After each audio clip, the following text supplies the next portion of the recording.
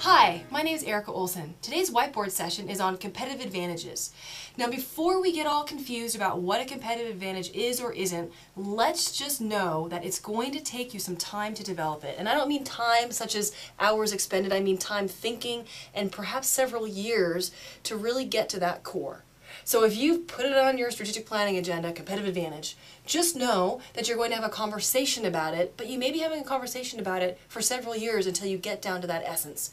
So, what is a competitive advantage? It answers the question, what are you best at? So let's stop there for a moment. You don't necessarily need to be the best in the world. You may not need to be the best in your state or in your country. You just need to be better than your competitors at what you do in delivering value to your customers.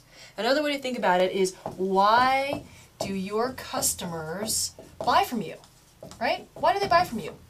Well, I'm here to tell you that if you have a competitive advantage clearly identified, that means you don't do anything that doesn't actually get you to customers paying for something or giving you money for a value that they want to receive in exchange for dollars, of course, right?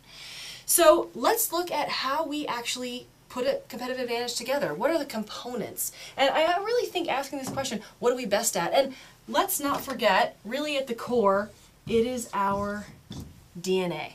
So it's your DNA. This is my little handy dandy formula. Your company name, I've got my example, your company name plus what you're best at and why. That why question's pretty hard. So let's take my example. Bikram yoga.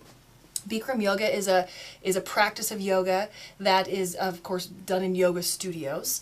And what they're best at, they've done an amazing job at productizing the yoga experience. So what do I mean by that? They have franchises all over the United States that do exactly the same type of practice, and they were able to productize it by, again, that means setting up a pretty consistent process and a very specific yoga practice that nobody else had, and by doing so they were able to package it and franchise it. So the folks that actually did this, their competitive advantage, and of course they've trademarked it as well, their competitive advantage was the ability to take something that was a little esoteric in nature and actually put it together so that everybody in the world, if they wanted to, could buy that particular process and sell it within their community.